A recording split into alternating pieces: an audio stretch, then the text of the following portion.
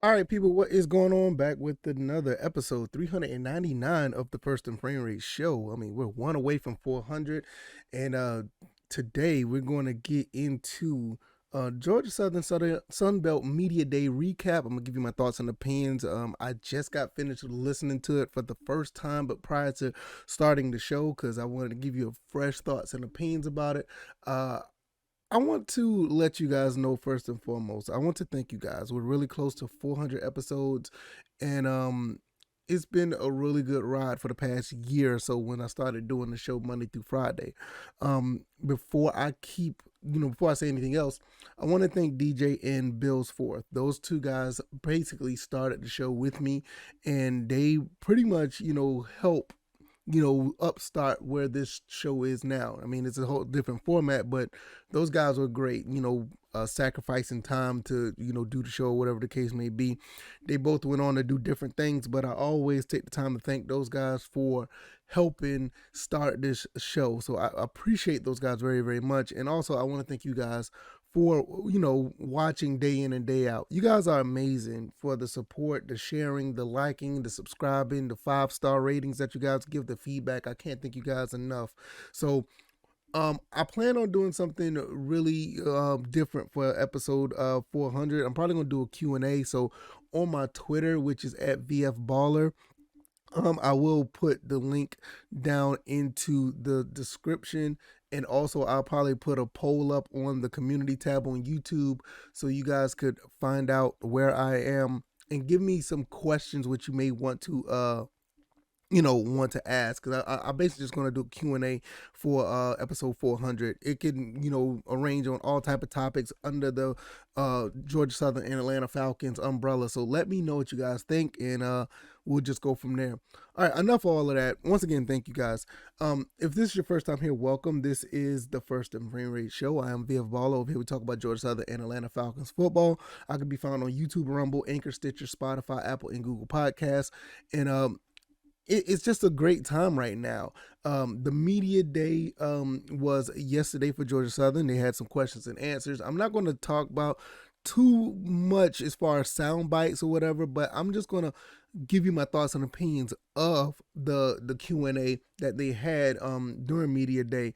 First and foremost, if you've been following the show, it's not much different than what you've already heard from the coaches. It is good for them to be on a bigger platform to speak on what Georgia Southern's about, because a lot of people look at Georgia Southern and they give us a very mediocre shake at the Sun Belt title, and I understand it. It's a transition from what we used to do to what we're doing now. I mean, a whole different coaching staff, a lot of different players, a lot of players that are going to be here, going to be significant skill players. So it's going to be a little bit different when it comes to actually, playing football for Georgia Southern. Now, with that being said, I think what we have here, I think is going to make the transition extremely fast, and I think it's going to be extremely efficient. I think a lot of people who are thinking that it's going to be another 3-9 season is going to be in a rude awakening.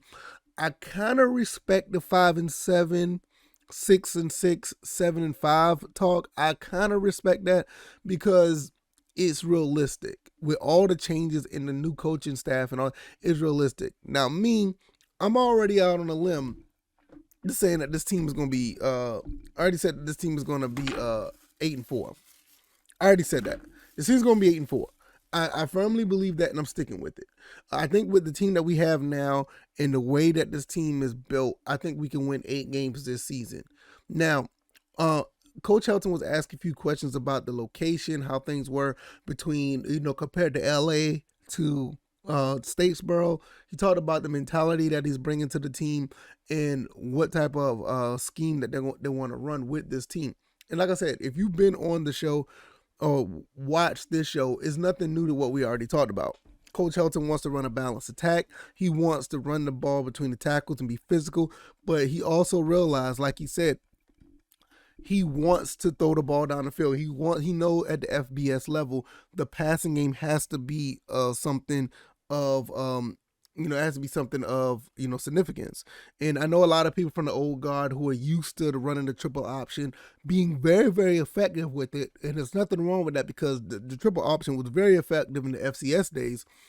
We also have to realize when you move up to the next level, we have to move and change with the times. And I'm all for it. So when you already have good athletes and all good receivers, like Coach Helton did say in the presser, you all you need is really a decent and a solid quarterback. And that's what Cal Vantrease came in. Cal Vantrease came from Buffalo, and one thing that Coach Helton and Cal Vantrease said is that when they visited Georgia Southern, it felt like a place to be. It felt like home. It felt like football. It's one thing about being in Statesboro and being on Georgia Southern campus, even as a student that you may not know nothing about football. If you're at Georgia Southern, you smell football in the air. It's just there. I mean, it's always been. It's just something about that area off of 301 in Statesboro, Georgia. It's just something about it that just oozes football. You just have to be there to understand it. So this is why a lot of kids like Colton Fitzgerald, or when you see Terrence Gibbs, the 4-star running back, or you have all these other guys who come to Statesboro and basically don't want to leave. And I'm not just talking about the kids, even the parents who are there, they turn into GATA moms almost instantly when they come to Statesboro. It's not necessarily, and it has something to do with the recruiting of Coach Clay Helton, or even the former coaches that was there, the Chad Lunsfords of the world. Will Fritz. It has something to do with the coaching and recruiting, but it's just something about that area. It's always been that way. I mean, even before I went to the school, and I was just going to some of the games as, when I was in high school, or when, me and a couple of my friends went to games back in the day. Georgia Southern it's football. We talk about the other sports, and other sports are absolutely phenomenal at Georgia Southern, but Georgia Southern football, the campus is football. It is what it is. But I can ramble about that for a long time. Nevertheless, when you talk about the culture and how things being done by the coaching staff, Cal Vantrease comes in and says he loves what the coaching staff is doing, bringing a new staff in, but he realized that the team is being built by the players.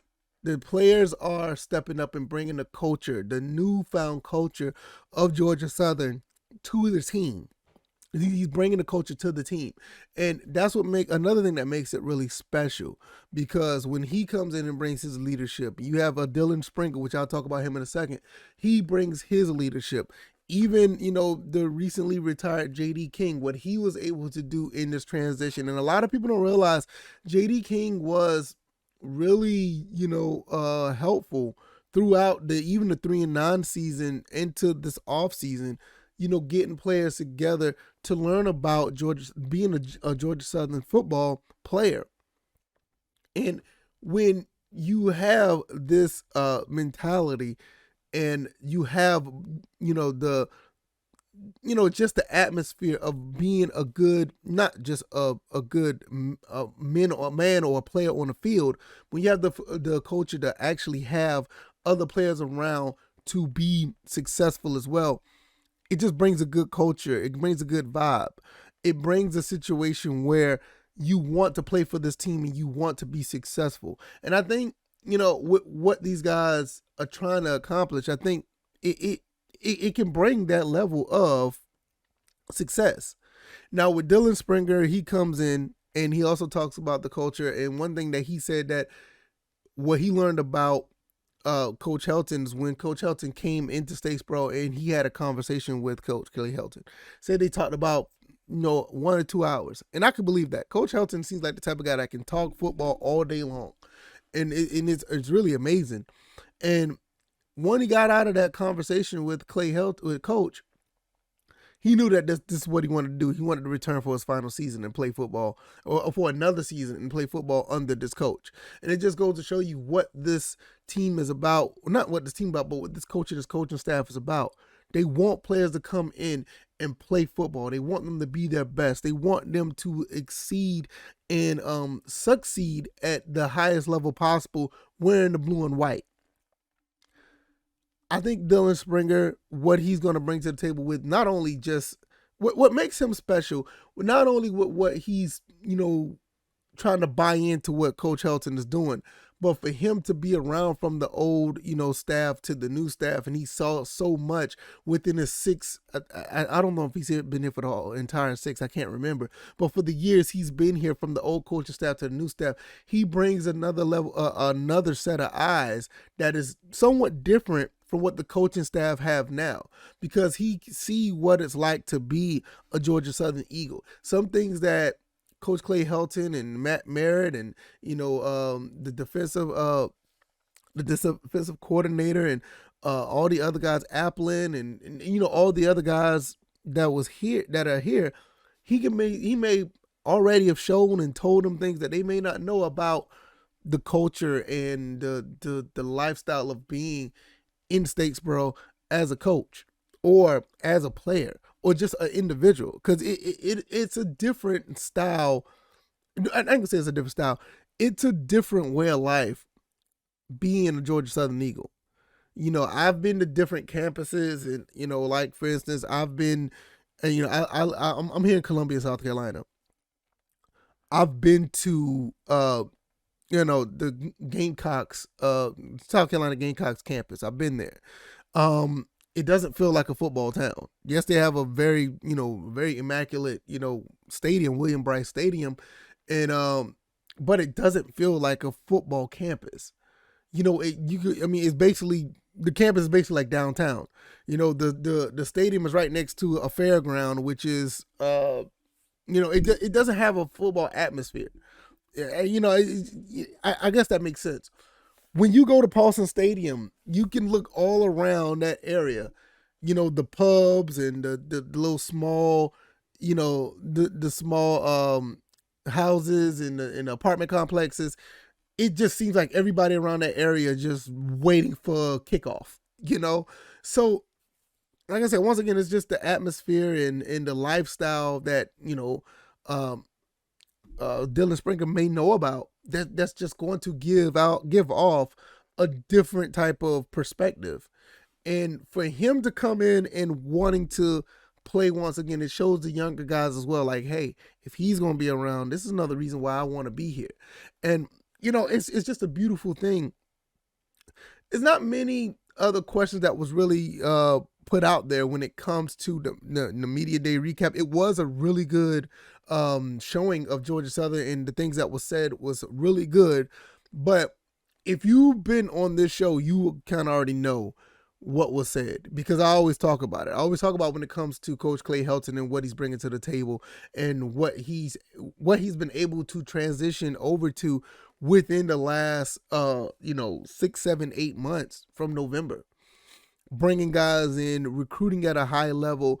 And one thing that he did say, and I didn't even know this, they went to 159 counties back in January, all 159 in the state of Georgia. And I'm not really sure if this is accurate. Maybe he's just saying it just in conversation or answering the question.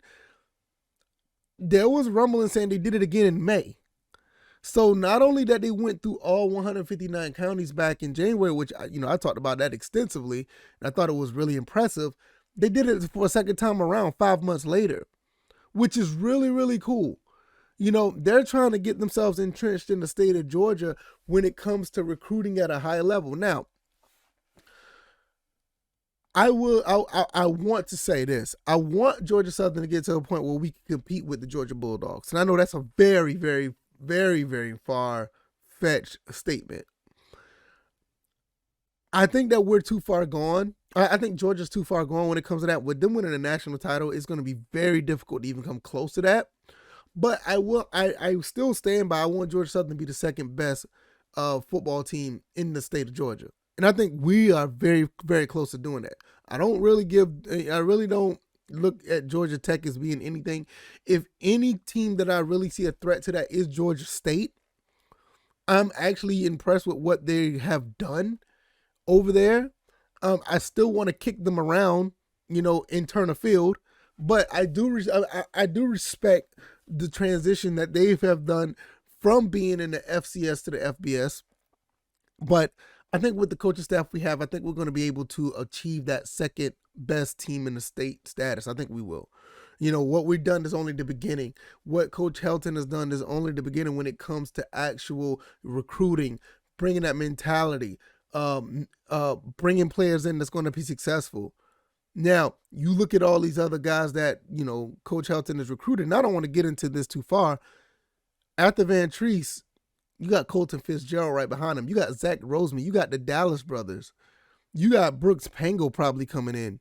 We have a plethora of quarterbacks that's going to be around, that's going to look really good. Connor Sigelski.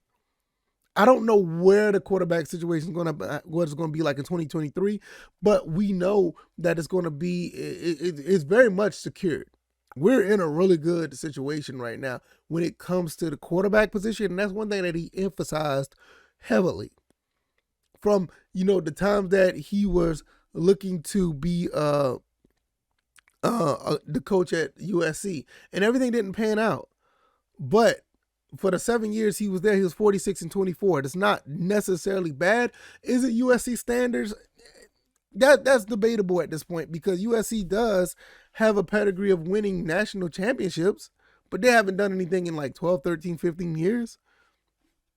Whatever the case may be, whatever. I don't even want to talk about that team at the end, to be honest with you.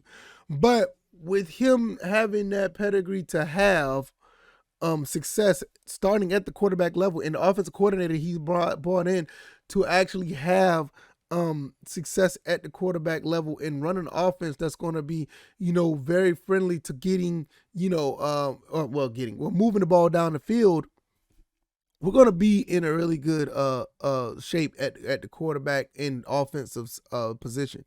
And this is why I say I think we're going to shock a lot of people. I think a lot of people are going to take us lightly, and I think we're going to win 8 games. And before I close, once again, I think I said it already, I'm going to say this. The defensive side of the ball, Will Harris, the defensive coordinator, with the Dillon Springer and Justin Ellis and Todd Bradley Glenn and Derek Canteen, Mari Wingard from Elon, Tyler Brod, we're going to have a lot of players. I'm not really sure. Is Justin Birdsong still on the team? I can't remember. I hope he is. I like that kid a lot. But it just crossed my mind. I didn't know. But when you look at this defense, this defense already was good. The defense kept us in a lot of games over the last 3-4 years. The 3-9 season last year was basically because we had too many people injured. You got to understand, Tyler Bradley, Glenn went down, not Quinn Williams, but Watson, Trent Watson, I think he went down with an injury. We Derek Canteen, one of the most notable injuries. We had a lot of injuries, but the defense always been in a position to keep us close in games. But I think now we're going to be in a situation where, with strength and conditioning, with one of the first things Dillon Springer talked about was strength and conditioning. I think this is going to be a totally different situation. Injuries do happen in football. It's a part of the game, and I'm pretty sure some will happen, but I don't think it's going to be to the extent where it was last year. It was pretty bad, and I think we're also going to be in a position to shock a lot of people once again on the defensive level, and this is another reason why I say 8 wins, because a lot of people are looking at our team and not really grasping what this team is about. This is about, to go back what I said in another episode, and I said this on Twitter as well, you can't listen to a lot of outsiders about your team. If you know your team, you know where your deficiencies are. Our deficiencies on the offensive line. Yes, it could get better, but they're really young and they need to learn how to pass block. So that's where our deficiencies are. I'm still kind of skeptical, with the secondary. Even with Derek Canteen, what the secondary is going to be like without Dal Baker, and what it's going to be like with a lot of new faces. My favorite recruit that came in, Ashton Whitner, I believe he's going to have to step up early, and I think he will. But when you have freshmen in, it causes some form of question marks. So I think we're going to be okay at the end of the day. I have no real concerns, but I know where we lack at. hopefully we'll be able to overcome that and maybe win more than 8 games. Yeah, maybe I'm talking too much right there. Maybe I'm going too far with that. But nevertheless, I love what the recap, I love what the media day, the questions and answers was. I think they did a phenomenal job. Shout out to Coach Clay Helton, Kyle Vantrease, and Dillon Springer. I think they did a phenomenal job representing Georgia Southern. I think they did a really good job answering the questions. And I love these type of media days because the questions that was asked were very good. Shout out to the media as well. Very good questions. There wasn't many gotcha questions, any weird questions, unlike, the Atlanta Falcons media. My God, sometimes those questions are just horrible. But that's another story for another day. Shout out to the media and everything. I think they put on a very professional show. It looked really, really good. So that's pretty much it for this episode. If you like this commentary, hit the like button, share this podcast, subscribe to the channel if you haven't already. 399. Once again, man, I will put this out on my social media platforms. I'm definitely going to be doing a Q&A for episode 400. Give me all your questions. Let me know what you guys think. You can hit me up on Twitter at VFBaller. That's short for virtual footballer, VFBaller. You can find me. I'll have the link down in the description where you can give me your questions. I also will be putting up something in the community tab on YouTube. Give me your Q&A. Also, if you want to, give me your questions down in the comments of this video as well. Any questions that you have about Georgia Southern or Atlanta Falcons football, and we will put it out there for you guys. For episode 400. And I just thank you guys once again. Shout out to DJ and Bills for paving the way, and thank you guys for watching and supporting. I will see you guys on the next one in episode 400. Like I said, you guys take it easy. You guys be blessed. Peace.